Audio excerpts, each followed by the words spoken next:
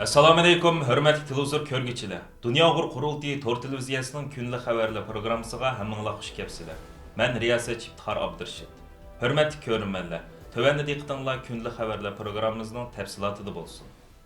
Uyghur ırkı qırğınçılığın Şivsiya parlamentiga qabul qildirish va Şivsiya hökumətinin Uyghur ırkı qırğınçılığını to'sib qilish va Uyghur majburiy əmgəki çetişlik mahsulotlarining Şivsiyaga import qilinishining oldini olish uchun maxsus qonun tadbirlarini yo'lga qo'yishni qo'lga keltirish maqsadida Dunyo Uyg'ur qurultiyi bilan Şivsiya Uyg'ur birligi tarafidan birlikda uyushtirilgan va 24 aprel boshlangan Şivsiya Uyg'ur haftaligi faoliyati bugun 4-kuniga qadam qo'ydi. Dunyo Uyg'ur qurultiyining raisi Dolqin Aysa, Şivsiya Uyg'ur birligining raisi Baxnur Abdurahim, Qurultayning bayonotchisi, Qurultay ayollar komitetining mudiri Zumratay Erkin, Qurultayning bayonotchisi Dilshod Reshid, Qurultayning parlamentarlar koordinatsiyoni, Qurultay Bryussel ishxonasining direktori Sheila va jasur lager shahidlarimizdan Qalbinur Sidiq va Sayragul Saudbay xonimlardan tarkib topgan Qurultay heyeti 26 aprel kuni ikki guruhga bo'linib, Şivsiya parlamentidagi har qaysi partiyalarga mansub parlament a'zolari bilan keng doirada uchrashish elib borgan va xalqaro kechirim tashkiloti Şivsiya sho'basini ziyorat qilib,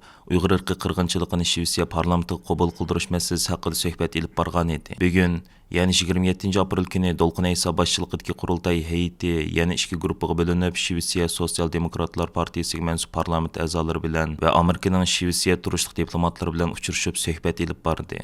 Şivsiya Uyg'ur haftaligi faoliyati boshlangandan buyon jasur lager shahidlarimizdan Qalbinur Sidiq va Sayragul Saudbay xonimlari Şivsiya parlamentida mustabid Xitoy hokimiyatining Uyg'urlar ustidan yurgizayotgan irqiy qirg'inchiligi va Xitoyning Sharq Turkistonda ta'sis qilgan jazo lagerlari haqida guvohlik berib, Şivsiya parlament a'zolarining va Şivsiyadagi har qaysi sohaning kuchli diqqatini qo'zg'adi. Yuqorqi uchrashlar jarayonida Uyg'urlar masalasining Şivsiya tonunish uchun kuch sarf qilgan parlament a'zolariga va siyosiy arboblarga Dunyo Uyg'ur qurultiyi va Şivsiya Uyg'ur birligi tarafidan doppa va sharafnoma taqdim qilindi.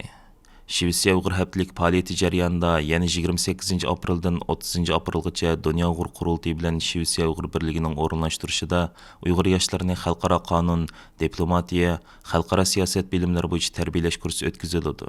Kursda dunyoning har qaysi ellaridan keladigan yoshlarimizga chet ellik va Uyg'ur mutaxassislar tarafidan yuqorqi mazmunlarda shundoqli Sharq Turkistonning navbatdagi vaziyati, Uyg'ur davosining xalqaroliq yuzlanishi, chet ellarda ilib berilayotgan milliy kurishimizning o'tmishi va buguni qatorliq keng mazmunlarda leksiyalar berildi.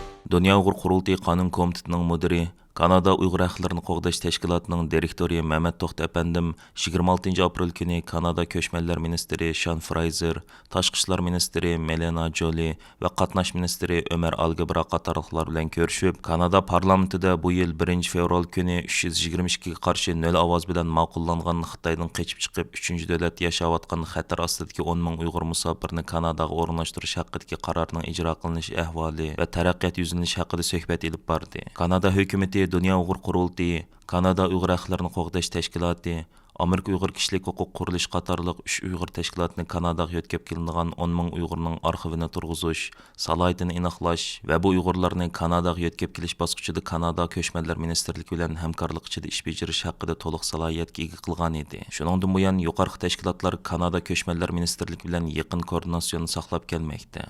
Dunyo Uyg'ur qurultiyi qonun komitetining mudiri, Kanada Uyg'ur haqlarini qo'g'dash tashkilotining direktori Mehmet To'xta apandimning istansimizga bildirishicha, Kanada parlamentining to'liq ovoz bilan 1 fevral qabul qilgan qaroriga asosan 10 ming Uyg'ur musofirning Kanadaga kelishiga munosabat xizmatlarining o'ngishliq, bexatar va ravon elib berilishini kapolatga ega qilgan plan, programma va konkret xizmat qadam bosqichlarini bekitish ishlari asosan oxirlash oldida turadi. Kanada hukumati tashqi ishlar ministrligi Uyg'ur musofirlar o'ltiraqlashgan ba'zi davlatlar bilan bo'lgan bu vaqtdagi suhbatini boshladi. Ko'chmanlar ministrligi bo'lsa, bu 10 ming Uyg'urning Kanadaga o'rinlashtirilishiga munosabatlik barliq orqa-sap ta'minatlari bilan qo'shib jami ketadigan chiqim rasxotini ratlab Moliya ministrligiga sunish oldida turdi. Taxminan 350 million dollarlik bir chiqim mo'ljallanmoqda. Mehmet To'xta apandim bu vaqtda to'xtalib mundaq dedi: "Biz eng oxirgi tayyorliklar qatorida qarindoshlarimizning anket va jadvallarini to'shqizishga, Bu xizmatlarni naq maydonda bajaradigan xodimlarni tarbiyalaydigan xizmat qadam bosqichlari qo'llanmasi, naq maydonda xizmat qilgan qarindoshlarimizning maosh va zarur chiqimlarga munosabatlik amaliy masalalarni bitirib,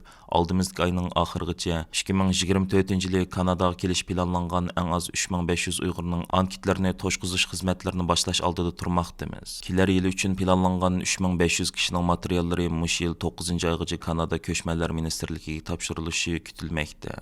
Ve şundaq bo'lganda birinci turkum Uyg'urlar kelar yili 2-oylardan boshlab Kanada qadam bosishga boshlaydi. Nomzodlardan talab qilinadigan materiallar, ma'lumotlar va zarur uchurlar qisqa video va yoki boshqa shakllar bilan patiqinda qarindoshlarga xabar qilindi. Qaysi davlat va rayonda bu xizmatlarning boshlanganligi qarindoshlarga mushu bir oy ichida uqtirildi. Dastlabki qadamda jiddiy yordamga ehtiyojli kategoriyasidagi qarindoshlarimizni tövandikidek o'ylashyapmiz. Birinchi, BDT ishxonasiga iltimos sunganlar, mayli qabul qilingan bo'lsin yoki bo'lmasin.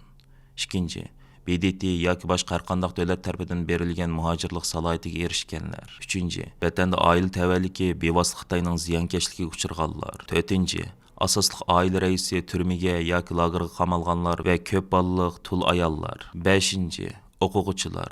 Oltinchi, chet el tili asos bo'lgan kasb egalari qatorliqlardan iborat. Uyghur Hareketi Teşkilatı'nın reisi Roşan Abbas Xanım, Tayvan Parlamenti Kişilik Hukuk Komiteti'nin baş katibi, 1989 yılki Tiyamin Oquvchilar Hareketi'nin rehberi Örkeş Dövlet, Dünya Uyghur Qurultayı'nın muavin teftişi Cüret Abdikerim, Qurultay İşki İşler Komiteti Müdiri Baxtiyar Böre, Avustralya Uyghur Cemiyeti Reisi Mehmet Obul, muavin reisi Gülmire Zonun, Dünya Uyghur Qurultayı Muhacirlar Komiteti muavin müdiri Mehmet Çelebçi qatarlıqlarını tərkib tapqan bir heyet, 4-ayning 24 kuni Sidney shahrida bir qator faoliyatlarni elib bordi.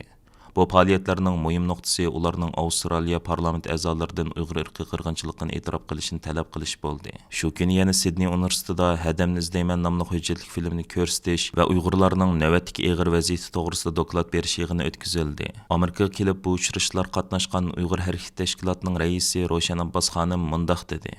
Biz Avstraliyaya kelib faoliyatlarimizni boshlagandan buyon bu yerdagi Uyg'ur jamoati bilan ko'rishish, ba'zi parlament a'zolari bilan ko'rishish va ommaviy tashkilotlar bilan uchrashish qatorliq faoliyatlarni qildik. Avstraliya ishchilar partiyasining parlament a'zosi Linda Waltz xonim uyushtirgan yoshlar yig'inida doklad berdim. Linda xonim Avstraliya parlamentida Uyg'ur masalasini izchil holda o'tirib qo'yib kelayotganligini aytdi. Men yig'inda bergan dokladimda Avstraliya parlamentining Uyg'ur irqiy qirg'inchiligini e'tirof qilish kerakligini, xalqaro Magnitskiy qonunni Avstraliya hukumatining ijro qilib, irqiy qirg'inchilik bilan chetishga bor Xitoy amaldorlarini jazolash kerakligini, Uyg'ur majburiy amkiga xotim berish kerakligini, ta'minlash zanjiri qonunni ijro qilish kerakligini o'ttirib qo'ydim. Linda Waltz xonim bu vaqt qo'ldan kelishicha yordam qilganligini bildirdi. Avstraliya Uyg'ur jamiyati va Uyg'ur Hareketi Teşkilatı mas'ulidan bo'lib 7 kishidan tarkib topgan hay'at 4-oyning 24 kuni Amerikaning Sidney shahrida turishliq konsuli Kristina Elder xonim bilan uchrashib, 4 betlik talab xatini sungan. Roşan Abbas Xanım bilan Tayvan Parlamenti Kişilik Hukuk Komiteti'nin baş katibi 1989 yılki Tiyamin Oquvchilar Hareketi'nin rehberi Örkeş Dövlet 22 aprel günü Avstraliyaga yetib kelgan bo'lib, 23 aprelda Sidneylik Uyg'urlar ularni kutib olish faoliyati o'tkazgan. Faoliyatda Roşan Abbas bilan Örkeş Dövlet yurtdoshlarning savollariga javob bergan. Uchurlardan ma'lum bo'lishicha, Birleşken Milletler Teşkilatı Kişilik Hukuk Ali Komissari ishxonasi o'tgan yili 8-oyning 30 kuni Uyg'urlar haqidagi dokladni e'lon qilgandan keyin Avstraliya parlamenti Uyg'urlar masalasiga alayda ko'ngil bilishga boshlagan. Bundan keyin Avstraliya parlamentining Uyg'ur irqiy qirg'inchiligi to'g'risida qaror loyihasini ma'qullikdan o'tkazish ehtimolligi bor ekan. Xitoy ta'siri bir qadar kuchli deb qaralayotgan Qozog'istonda yaqinda o'tirg'i chiqayotgan bir zo'r yangilik Qozog'iston bilan Xitoy o'rtasidagi viza cheklamasini uzil-kesil bekor qilish muzokarasi bo'lmoqda. Ostona xabarlari gazetining 25 apreldagi xabarda aytilishicha, Qozog'iston va Xitoy hukumatlarining vakillari Xitoyning Xi'an shahrida 18 maydan boshlab ikki taraf fuqarolar uchun viza ishlatmaslik masalasini muzokara qilishga kelishgan. Xabarda aytilishicha, bu muzokara o'ngishli oyoqlashsa, ikki taraf fuqarolar qarshi tarafga viza olmasdan berib kela oladi ekan.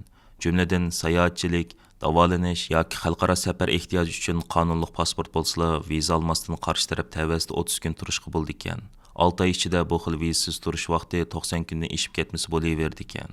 Xabarda bu vaqtda to'xtalib, Qozog'iston tashqi ishlar ministri Murat Nurtulu may oyida Xitoyga ziyoratga borganda bu kelishimga imzo qo'yilishi mumkin degan. Navbat Qozog'iston territoriyasi Xitoyning O'rta Osiyoga kengishlik muhim o'tkinchi belvoq bo'layotgan bo'lib, mazkur yangi belgilamaning o'tirg'i chiqishi Xitoy ta'sirining Qozog'istonda shiddat bilan ishida muhim rol o'ynaydi deb qaralayotganligi ma'lum. Xitoy xabarlar to'ridan ma'lum bo'lishicha, buningga masalda Xitoyning bo'shliqdagi Ipak yo'lini asliga keltirish nomida O'rta Osiyo jumhuriyatlari bilan bo'lgan havo qatnashini to'xtovsiz holda yuksaltirishi, jumladan Urumchi shahri bilan Turkmaniston poytaxti Ashxobod o'rtasidagi to'xtab qolgan 3 yil bo'lgan havo qatnashining 25 apreldan boshlab asliga kelishi bu holning yangidan kun tartib kelayotganligidan bishorat deb qaralishga boshlagan. Ma'lum bo'lishicha, Qozog'iston bilan Xitoy o'rtasidagi munosabatli muzokaralar orqali 2022 yil 7 iyulda Xitoy fuqarolari Qozog'istonda viza olmasdan 14 kun tursa bo'lganligi to'g'risida qaror ilingan.